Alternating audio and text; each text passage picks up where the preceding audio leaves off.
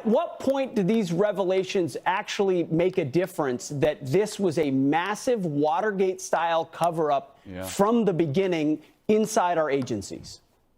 Well, that's exactly right. And it was public-private. And they pulled out all the stops. Remember, the laptop was an unexpected development. They thought they had 2020 scripted, from the lockdowns, mail-in ballots, relaxed signature verification thresholds, Zuckerberg money. They thought they had everything according to plan, and the glitch in the matrix, the input of the formula they didn't expect, was all of a sudden that Hunter Biden, let's just say, had a little bit of a memory loss, and he left his entire laptop at a laptop repair shop in Delaware. And instead of validating it, they knew they had to just get to Election Day. They had to do whatever it took. And therefore, they wrote this fake letter that was then used as a censorship excuse to extinguish people like myself. I lost access to my Twitter in the midst of the campaign in the middle of October because I started talking about the laptop. Weren't allowed to do that. So then they had a quote-unquote credible piece of journalism that was then used as a way to suppress, stifle, and censor anyone that would then put forward this piece of information. And poll after poll, Pete, this is the kicker. The most important part of this entire story,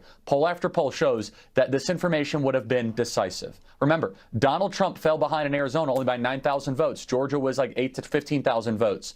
You know, Wisconsin was 20,000 to 30,000 to 40,000 votes. We're talking about on the margins of the margins. We're talking about less than 1% in the key battleground states. And this smoking gun 30 days out that could have swung swing voters was extinguished by our intel agencies, by Twitter, and by the people in charge. Will they ever be held accountable?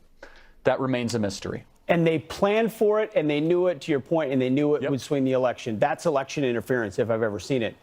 Buck, help us, bring us on the inside. You work for Mike Morrell in the CIA. I mean, you know these guys. And he said, I did it because I wanted Biden to win the election. Talk to me about this.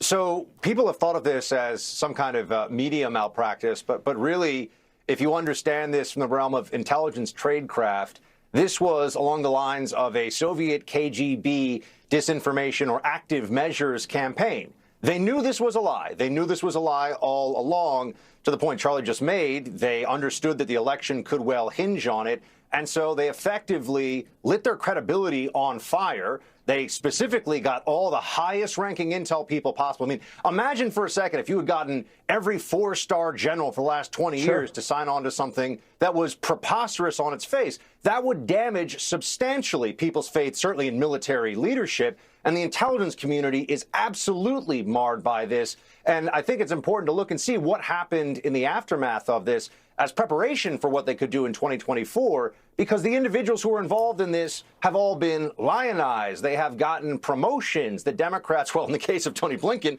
made him the Secretary of State. Good work. So obviously, this was nothing but upside for them. They managed to just swing the election at the last minute. But what it shows is that the people who complain the loudest about our democracy and the sanctity of our institutions are willing to absolutely undermine and weaponize any institution of government for their own purpose, which is the pursuit of power in the most relentless fashion. So everyone needs to see this as a cautionary tale. Whoever comes forward in 2024 and says, oh, well, I was a senior this or a senior that in the intelligence community or anywhere else for that matter, are they lying to you? Are they active measures? Got to be ready for it because they pulled it off the last time. How can we believe them? You're both exactly right. Two great guests, Charlie Kirk, Buck Sexton. Thank you both.